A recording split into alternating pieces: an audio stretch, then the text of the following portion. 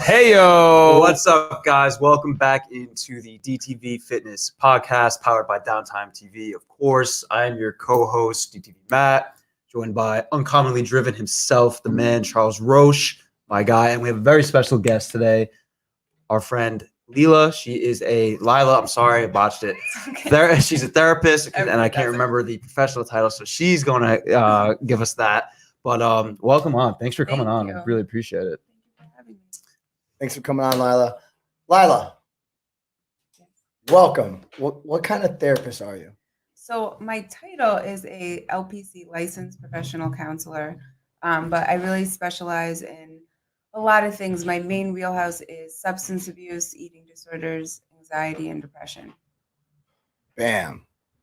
All very crucial forms of staying healthy, right? In terms of mental health, of course, like physical health. Kind of tell us, what has been your experience with either clients or just in general when you're working with somebody, and where does like the tie between like physical fitness and then like everything that you specialize in kind of come into play, and like how do those two like work together, and why are they so important to work together? Sure.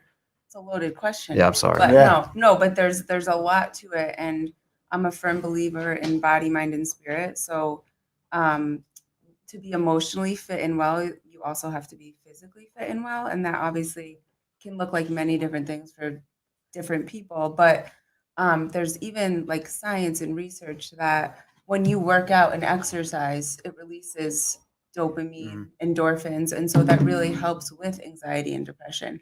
Not only do you, when you move your body, right, there's a phrase that I use a lot, move your body, change a thought, or change a thought, move a muscle. So it decreases a lot of things in our brains that cause anxiety, like actually being physically fit.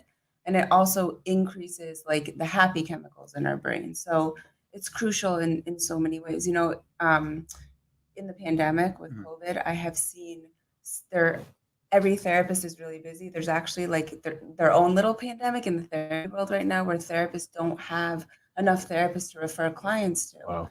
Because so many people are in need of like mental health counseling. Oh yeah. Like the substance abuse rate is up, suicide rate is up. I see as young as 14 and as old as like my oldest client right now, 77. And across the board, people are really struggling with mental health issues. Yeah. So when you can get people to a place where they can actually start moving, right? Like if somebody's severely depressed, it's hard for them to even get out of bed. Yeah. So first you have to make a connection with them. It's called building a therapeutic alliance. They have to trust you, right? Because you're just a stranger at first. So they have to trust you. And I always implement getting them to a place once we have that trust built to get them to start moving their body and whatever, whether it's going to yoga, taking a walk, and also working out can really bring people together. Like people have been isolated for so long, and people need people. That's part of why people have been struggling so much. So you can work out together. You can call your best friend and go for a walk. So there's so many elements to working out that are really like important. Yeah. And that could change the people and places too. Because before, somebody that's dealing with substance abuse was going to bars or hanging out with their buddies they were using with. Now you have a new type of people to hang out with. Exactly. Right? Exactly. I mean, that's what like you just said, like group workouts, and there's so many different ways to like get involved with fitness, physically and mentally, of course. And to kind of hit on that, is there like a setting where, I know obviously we have group therapy. Is there like, can you kind of talk about the differences between group therapy and like kind of like solo, maybe what that entails? So there's really like 3 types of counseling that at my practice, I work at a place called Elevate Health and Wellness in Westport. I work with a psychiatrist. We have 4 APRNs. So they're providers. There we go. Yeah, a little bit closer. Sorry. I didn't want to say anything because you were rolling, but yeah, it just has to be like a mouth fist away, a fist away. I have a quiet voice too, so I will speak louder. Okay. So I work at a place called Elevate Health and Wellness. We are a licensed clinic, right? That's the word that they use, a clinic, a mental health clinic. And so there's 4 APRNs. So we do medication, right? Kind of the mentality there is less is more. Like if you can work out and treat depression, we like that better than prescribing medication. But medication, is definitely needed in certain circumstances and very important to even get the person to feel okay enough to work out. Right. Right. So some people need it and some people don't. And we see all types of people, but we provide group therapy. So we actually run an IOP. So group therapy can look like many different forms. Like a lot of treatment centers and rehabilitation centers have something called IOP, which is 9 hours of group therapy a week. It's intensive outpatient services or group therapy. And then we also run individual groups. Like we run a women's group right now. We talk about self-esteem, women's issues, relationships. We run a relapse prevention group. So that's, for people that are kind of struggling. It's on Fridays specifically because a lot of times boredom can be like a trigger for people to relapse or to self-harm, whatever behavior, or their eating disorders spike up when they're bored or when they don't have things to do, like work out or people to see. So we provide those types of groups. We do family counseling, couples counseling. So that looks like maybe if I'm working with a 15-year-old, let's say, and she's really feeling not heard by mom and dad, I'll bring them in to the session so everybody can kind of be on the same page. I help the parents understand their child, right? Because we all want to be heard and understood. And then I do mostly individual counseling, which is just a person coming in and really like trusting me. The way therapy really works is they trust me. It's a non-biased setting where they can really talk about whatever it is they want and they know they're not going to be judged. Sometimes just getting out your shit is it's therapeutic in itself. No doubt. You just need to vent. I like that you said the less is more. So the way I look at it, I was on medication. When I got sober, I had a therapist for years. I couldn't get sober without one. But then I had to see a psychologist. I get put on medication. And, I've always been an exercise junkie too. So I'm always exercising. They said I was metabolizing the stuff too fast. Like, so when they would do a check, they would like, we need to raise it. And I was like metabolizing, but it was a non-narcotic also. So I don't remember what it was called. So I got sick of going because I'm a veteran. I had to go all the way to the VA.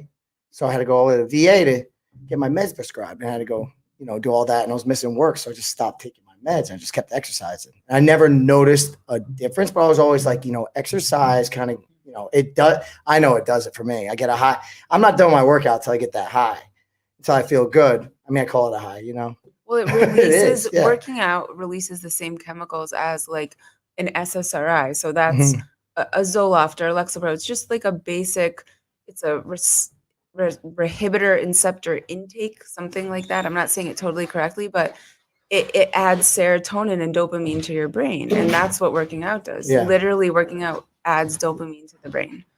And it releases endorphins, which are like the happy chemicals. So it's almost like, you're giving yourself free medication. And what's better than that? Now that some people are, their brain really can't just be balanced with working out. But I have never seen it. I've been working in this field now after graduate school for 8 years, and I've never seen working out not help. And there's so many benefits too, not just how it affects your brain, but you sleep better, right? A lot of people can't sleep and then they're stressed out the next day. You sleep better when you work out. You feel better. You look better. A lot of people gained weight in the pandemic, right? Working out helps you take off weight. So, there's just so many benefits. And then when people start looking better and getting more comfortable in their own skin, they feel better. Depression goes down. Anxiety goes down. So it's multi-layered working out, but crucial, like in all forms of therapy. Do you want to hear a dream of mine? What I've always wanted to do? Yes. We do. I've always wanted to do a workout session, and then afterwards, like bring in like a rehab or something, and then bring in like a group session, like a group like therapy session. Yeah.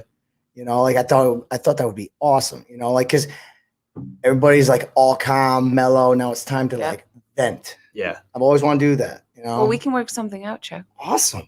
Yeah. Do it, baby. Next DTV Fitness episode. I think I told you that I've always wanted to do that. Let's set it up. Yeah, we have the tools right here. We'll do it. And I can vent while I scream. Exactly. Like, let's go do your burpees, do this, do that. Perfect. And Chuck, I know you asked me, I might be jumping the gun here, but I think it's really important to touch on. You had asked me, like, when is working out too much, right? Like people that are in recovery or struggle with addiction, like, sometimes they find, AA and NA are huge support. Some people love it. Some people don't take to it. So there's other types of supports like refuge recovery or smart recovery meetings. Some people find church. Some people find the gym. And, you had said to me, like, when is it too much? Because maybe you've been criticized for working out too much and what I say to that is working out is always going to be better than like putting a needle in your arm or, you know, waking up, you know, with a black eye because you blacked out and that's your lifestyle and you don't remember anything. And, you know, you're like living in the world of being an alcoholic, right? That is not healthy. Working out is always going to be healthier. Now, that being said, if anything kind of like becomes unmanageable, like drugs and alcohol, they say make your life unmanageable. That's when you kind of know it's an issue. Same with working out. So you can get obsessed. Like if somebody is restricting calories and they're not sleeping well and they're not eating and their brain is malnourished because they're starving and they're so obsessed with having to appear a certain way and they need the gym That's also like to get there, anorexia or, you know, or overeating, right? There's overeating disorder. There's binge eating disorder. There's a lot of things where, and I think the tool is usually working out is going to be healthier than heroin or crack, right? So I tell the wife. But it can come to a place where it does get in the way. Like if you can't enjoy going out to dinner with your friends, right? Then like, what the fuck are we doing? Or really you need, let me put my therapist hat on, you need to really look at that. And that turns into an eating disorder. I've been there. Exactly. I've been there. So my first few years of working out, and this is like the first time I ever, when I was younger, I got sober for 2 years. Right. And I got so strict with my nutrition. I wouldn't even go over to my father's house because they'd be making like a pasta dinner or something. Like I told him I'm not going over because I had no control once I started. So I didn't want to be around it because I could control everything when it's just me. And I'll never forget that. Like I was avoiding people and places, like good people and places. Yeah. Because of the way I wanted to eat or what I wanted to do. Right. You know?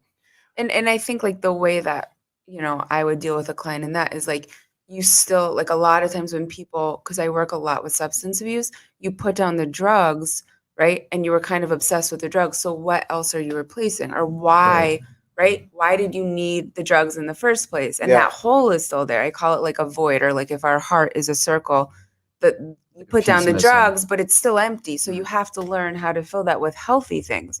So if it's still empty, you're going to obsess in the gym, or you have to appear a certain way. But why? Are you not enough if you don't have a six pack, right? That's like a bullshit thought that doesn't serve us. But you have to do that work to make sure it's working out doesn't get in the way. Mind, body, spirit. Exactly. It's all a balance. It's all the balance.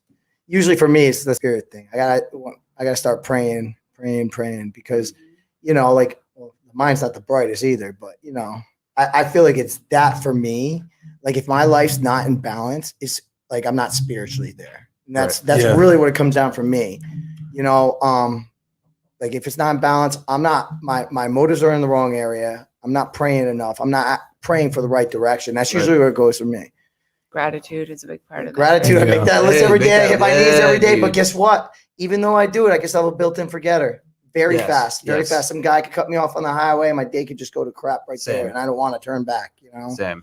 It's like that all or nothing mentality. Do you find that a lot too? Is that something like that's a challenge for you guys as therapists to like overcome and like try and help those people who have that all or nothing mindset? We call it black and white thinking. And so like the work there is to find the gray. There's always gray in, you know, like in life, there's a gray area, there's in the middle. And specifically people that struggle with like disorders, like eating disorders or substance abuse disorders, they're very black or white thinking. It's all or nothing. And so in exploring like, why does your brain think like that? You really encourage people, and what helps is to find the gray. And honestly, even going for a walk or a run, you're calmer, it calms your mind out, and then it's easier to find the gray. Like I always say that, find the gray. I'll tell you what my problem is. I'll be obsessing with the I don't know what area is the problem area, the black or the white. So I'll be obsessing with the problem area during my workout sometimes while I'm at it. And sometimes it just won't go away. It just stays there. I hear you. So that's why like even just, you know, prayer, like maybe after the workout, hit the knees, pray during that time. That's why I was like, that's the calming moment. And I remember afterwards when you came on Dream is Free and you were talking to Jake about how just say like just real quick, like talk to God real quick or whatever it is, whatever you believe in. But like nobody needs to know, right? I remember that was the thing you were saying. A prayer doesn't have to be hitting your knees. It doesn't have to be a prayer out loud. It can just be like, God, please help me. Or somebody's got a flat tire. I do this all the time. Flat tire on the side of the road. God help them. You know what I'm saying? It's just like, it's a prayer. It's talking to something else. And I'm talking to whatever I'm talking to. Yeah. A positive thought towards someone else or towards help. I count those as prayers. Like, you know what I'm saying? Like, As long as it's Gets you not outside of doing yourself, yeah, right? something outside of myself. I count Right. those as prayers, you know. Yeah, absolutely. Or prayers for strength. It's something for myself, but it's something, you know. It's not praying for, hey God, give me a Rolls Royce, give me this, give me Right. muscles, give me that six pack. It's like, you know, I'm praying for. You don't have to worry about that, Chuck. You got it, bud. Took the words out of my mouth. Yeah, you got it, bud. Oh my I god. think it might be an 8-pack, but No, yeah, Yes. literally. But Not done till it's a 30 pack. so see, that's the black and the black and white thinking. Right? Find Yeah. the gray, Chuck. Find the gray. Oh my god. A 4-pack's okay. Yeah. Well, I had a question now. I just forgot. It's just escaping me. So yeah, all or nothing. We just talked about that. What about when you come across like people who do you ever have anybody that coming in like that's obsessed with working out, period, and like they need like Yeah. balance? Yeah. Like that's What like I- their main issue. What Like, I see, so I work in Westport, Connecticut, and we get a lot of Fairfield County. And so what I see mostly in that area is like anorexia nervosa or bulimia, Mhm. but it's an obsession with calorie restriction. And so they'll eat and then they have to go to the gym for like 2 hours a day. It really takes over. Oh, yeah. Or like, you know, a new mom gained a lot of weight is obsessing about it. And like literally I've seen it where like they won't come home to their child or like their child's been left alone because they're at the gym for 4 hours. I mean, it can get really, really out of control, all to achieve, you know, a certain look. And there's something called body dysmorphia, which I'm sure you guys are familiar with, Yeah. whereas it's a real diagnosis in the DSM. The DSM is like the psychological book of all disorders. So Gotcha. any psychologist, therapist to diagnose anything from depression all the way to like schizophrenia, everything's in the DSM. gotcha. Body dysmorphia is a real disorder, diagnosable. So you really like somebody that may be 85 pounds struggling with anorexia, eating under 500 calories a day can look in the mirror and see fat or chubby, and they really crazy. see something different. So it's a distorted view of their body. Right. It can also And be I how see you that a lot. feel too, though. You know, like Well, it's feel, always emotionally yeah. tied, right? It's like they're not enough unless I appear a certain way. I felt like I weighed 100, like 200 pounds the other day. I stepped on scales lighter than I like want to be. Right. You know what I'm saying? Right, Like, right. I'm Right. gonna call myself out over here. You know No, what- but you know like, what's no, funny, but though? I'm just saying, and it also depends on, like, you know, like.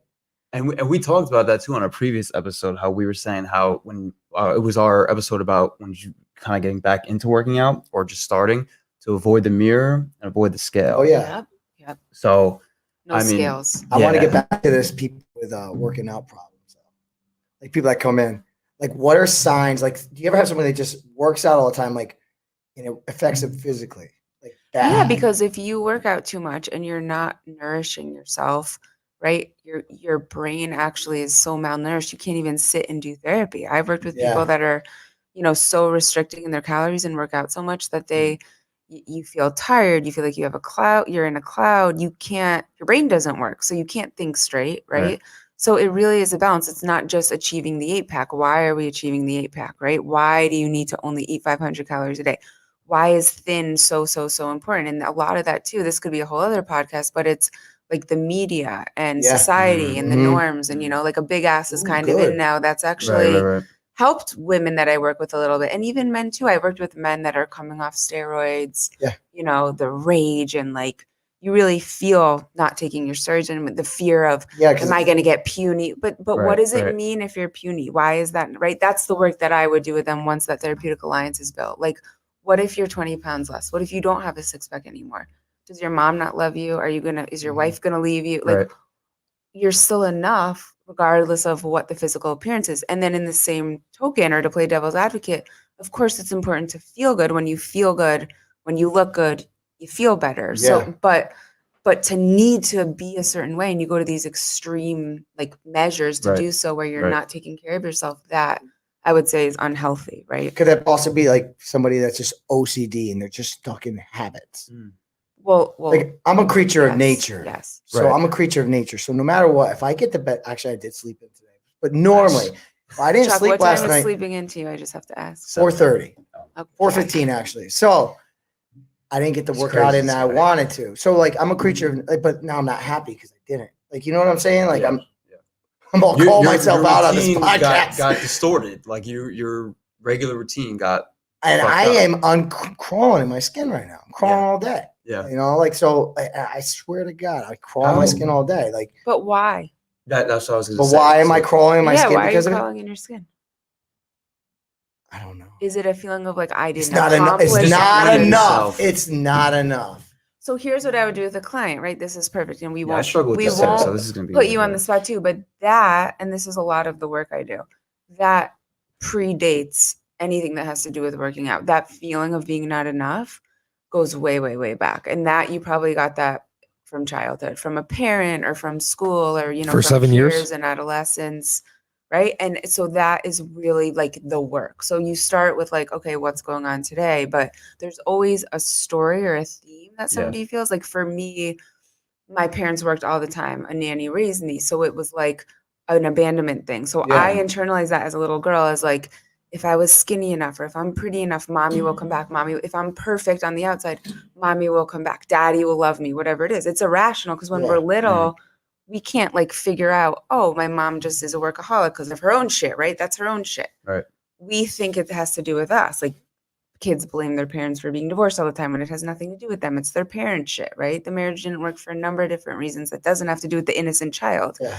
So that not being enough, you've learned that if you maybe run 100 miles, that to you is enough. And if you don't do that, right? Literally not enough. Right. But it's an erroneous belief. It's bullshit. It predates. It's like, it's so a lot of times it's painful to go back there and people avoid it. So they'll just continue using the drugs or engaging in the unhealthy behavior because they don't want to look at the old painful shit. But that's really like the way you change the unhealthy behaviors. Yeah, for sure. That's not enough stuff though. I use it. I use it as like motivation. You're I saying? use it as drive. Like I push harder. I do better. Like I always have. I think that's a DI thing, drill instructor thing.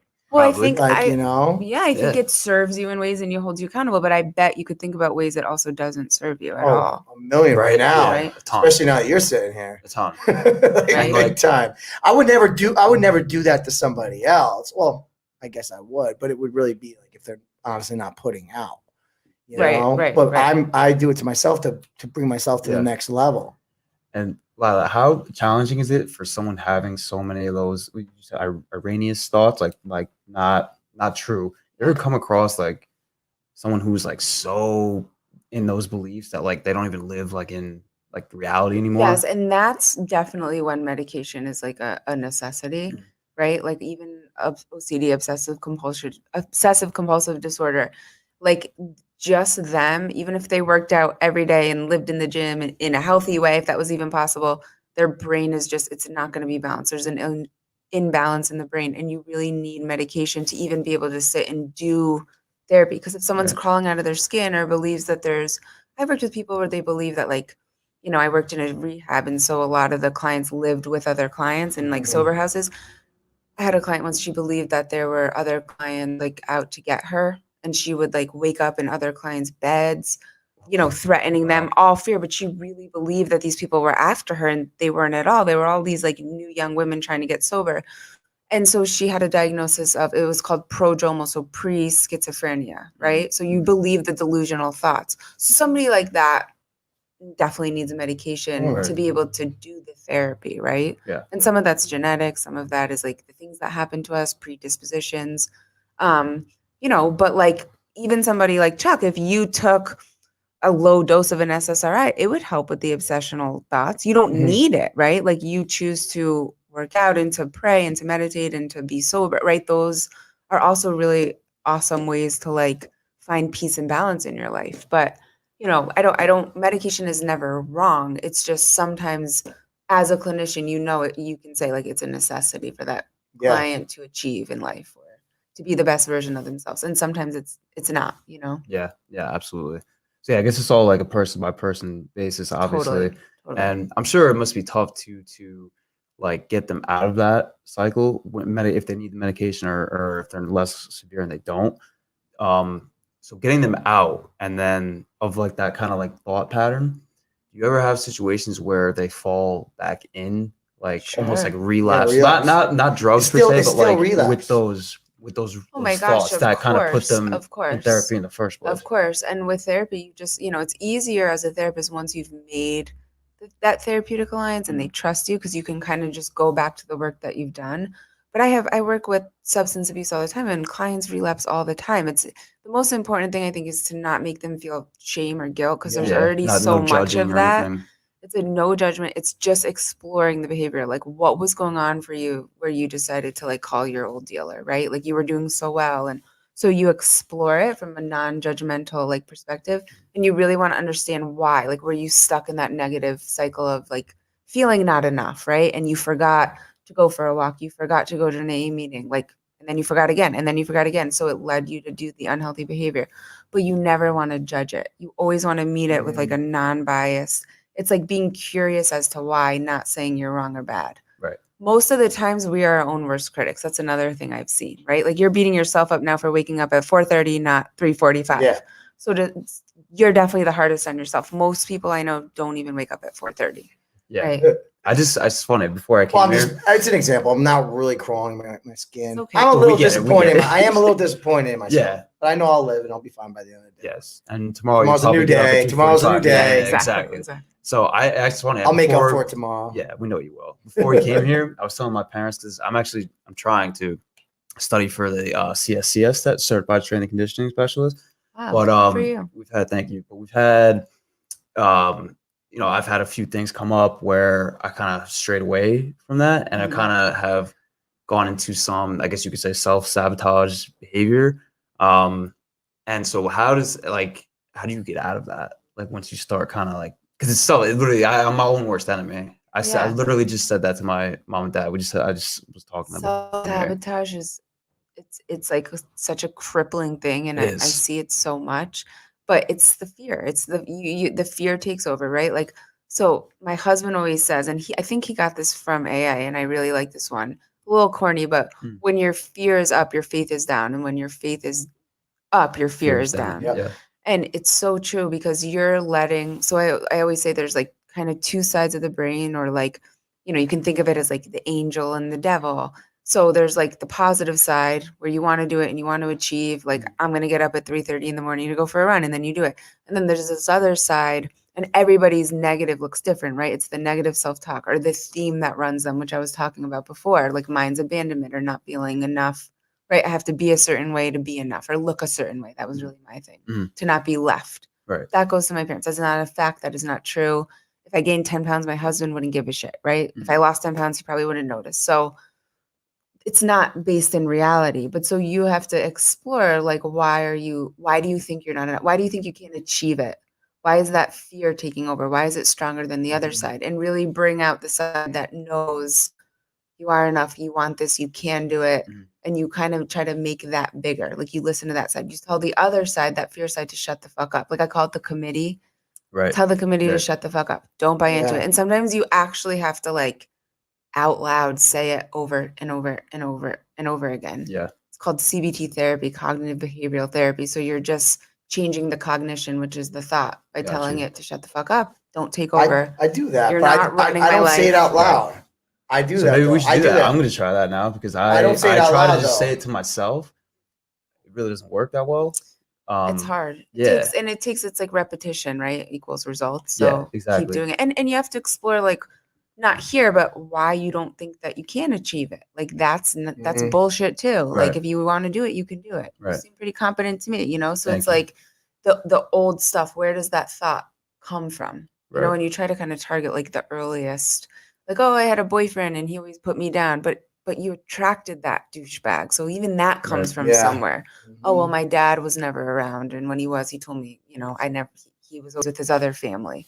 Okay, well, how did you feel when you were 5 and daddy was always off going to his new wife's family? Right. We internalize all that shit as kids. And I think people don't give our old wounds or what happens to us in childhood. People are like, oh, I don't need a therapist. Like, my parents got divorced, but I'm fine. But we always internalize it as little kids, right? And it always fucks us up. It doesn't mean that you're crazy or you need medication, or not that there's anything wrong with medication, but to work through that stuff, you'll only be a better version of yourself, I see a lot of normal people. Like, there's no such thing. Right? Yeah. If therapy's not for crazy people, it's only going to make you just a better version of yourself, you know? Exactly. Yeah. So, and a lot of people say, like, everybody should talk to a therapist, right? You didn't tell me what was going on with you, but what did I tell you? Yes. What did I tell you? just you gotta. I believe in you. Yes. These guys believe in you. So guess what? You gotta believe in yourself, buddy. Yeah. If everyone else can believe in you, you can believe in him yourself. too. Yep. And even Mikey too. Like he said, when I have those negative thoughts, I'm like Barry Bonds up there. I just crank them out. Yeah. I was like, yeah. I mean, Well, that's all way the to do it. successful people in the world, they get rid of those. They get rid of those negative thoughts. Yeah. They don't. Or they let don't them listen take to them. They over. just keep Exactly. walking. They keep going. Yeah. They're there, but You they know? don't let them take over. And guess what you're doing when you do it? You're facing your fears. Exactly. And that's what's building the faith. And that's another thing too. That's like getting sober. You see that you can do it one day at a time. You stay where your feet are, and then that builds confidence in itself. Like studying for that exam 1 hour, then another hour. You're like, holy shit, I can do this. So you slowly have to walk through it, and that builds the esteem or the confidence as well. Yeah, and you find that like a lot of the times when people are dealing with like whatever they're dealing with, if that approach, like a little bit at a time, like is it different for certain people though? Like, can some people handle a little bit more at a time? Yeah, or everybody's different with like relapsing on behavior specifically. One day at a time is really important because somebody's like 17 and they're trying to get sober. I can't drink at my wedding. I can't have a drink, when my kids get married, whatever it is. Then it's like it feels so overwhelming. But if you just stay in the day, moment by moment, it's a lot easier to achieve whatever it is that you want to achieve, or not engage in the unhealthy behaviors. Right. But every human is different. Everybody works in a different way. Some people are better at the CBT therapy. Some people are better at other styles. It just depends. You have to read them and go from there. Yeah, for sure. All right. That'll do. Thanks so much, Lila. You're welcome. That was awesome. That was awesome. great. Thank you guys. Thanks, Thank you I so think much, that was honestly. really good. Yeah. Hell yeah. I feel like I just had a therapy session, honestly. It was Good. great. Yeah. I'll give you guys my cards on the way out. Yes, Awesome. honestly. You're getting a phone call from me pretty soon. But anyway, guys, thank you so much for tuning in. Lila, thank you again. Thank for you so much, joining Lila. us. Thank you. Don't forget to guys. like, comment, subscribe, YouTube, Instagram, Twitter, all that good stuff. And we will see you guys next time. Peace. Hey guys, Tony here from Downtime TV checking in. I want to thank all our fans out there who's been liking, subscribing, sharing our content. You guys are the best. You guys are our bloodline. You make us love what we do. Thanks again.